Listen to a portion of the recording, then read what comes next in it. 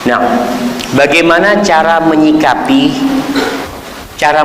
dan cara membantu kesulitan orang tua yang sedang terlilit hutang riba, sedangkan saya sendiri tidak memiliki harta untuk membantu ataupun melunasi hutang riba orang tua.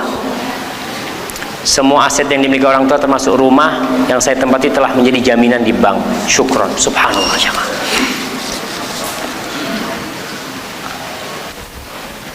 Ketika Allah menurunkan Al-Quranul Karim, Allah sebutkan dalam Al-Quranul Karim tata cara bermuamalah dengan manusia, tata cara berdagang, tata cara bergaul, ya, tata cara mencari rezeki, semua udah disebutin. Ada yang halal, ada yang haram. Allah tidak melarang yang haram itu karena Allah bakhil, bukan.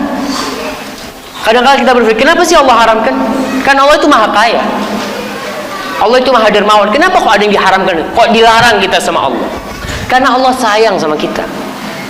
Allah melarang itu sesuatu yang berbahaya buat kita. Di antara yang dilarang itu riba. Riba itu ya bunga yang ada sekarang. Allah haramkan karena riba itu perbuatan yang dimurkai sama Allah SWT.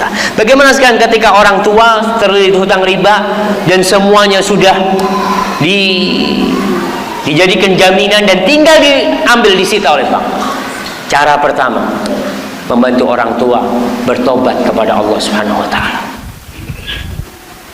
Jangan cuma berpikir gali lubang tutup lubang.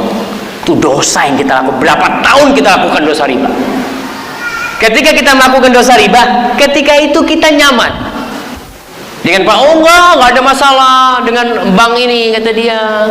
Anak kok dapat keuntungan, anak dapat modal, anak bisa bayar. Terus kita meremehkan tuh dosa.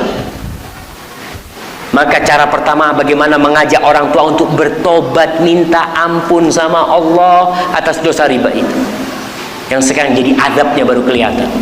Kalau azab di dunia ringan jemaah, ringan azab di dunia.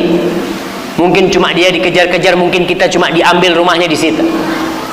Tapi azab di akhirat neraka jemaah.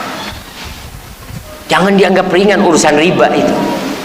Seorang muslim banyak yang masih kerja di tempat-tempat riba dengan alasan, gimana Ustaz, itu tempat anda cari rezeki. Ya silahkan kau mau. Kau yang penting sudah tahu hukumnya. Allah sudah turunkan Al-Quran tuh. Al-Quran tuh dibaca tuh, aturan-aturan Allah Subhanahu wa ta'ala. Dan Allah jelaskan, wa ahallallahu al-bay' wa harrama riba. Dan Allah katakan, ya ayyuhalladzina amanu ittaqullah, wahai orang-orang yang beriman, bertakwalah kalian kepada Allah, wa dharu ma baqiya minar riba in kuntum mu'minin. Tinggalkan sisa-sisa riba, tinggalkan kalian. Fa in lam taf'alu, kalau kalian tidak melakukan itu, fa'dhanu biharbin minallahi wa rasul. Allah mengumumkan perang sama orang yang melakukan riba. Hati-hati. Jadi kita kalau ada keluarga yang terjebak dalam riba, jangan dianggap ringan. Karena seakan-akan riba itu lebih ringan dari mencuri. Ya usah. Mencuri kan jelas haram. Kalau riba kan masih abu-abu, nggak ada abu-abu. Allah haramkan juga. Dan itu termasuk dosa besar aja, riba itu. Maka cara pertama, diajak bertobat orang tua, minta ampun sama Allah Subhanahu wa ta'ala. Setelah itu ya minta pertolongan. Setelah kita minta ampun atas dosa riba, baru minta pertolongan. Kadangkala kita ini melakukan dosa tapi nggak merasa berbuat dosa. Doanya tiap hari, ya Allah bantulah aku untuk bayar riba ini, ya Allah utang-utangku, ya Allah bantulah aku demi anak-anakku, ya Allah. Doanya itu, mana minta ampunnya dari riba? Nggak ada. Karena dia merasa nggak dosa. Dan itu bahaya jemaah. Maka yang pertama minta ampun sama Allah Subhanahu wa ta'ala. Yang kedua baru minta pertolongan. Mungkin nanti bisa pinjam uang dari saudara atau siapa yang bisa membantu dia nantinya. Dan dikasih tahu tuh orang tua, nih azab dunia, ini azab dunia ringan. Tapi bayangkan 20 tahun kita melakukan riba.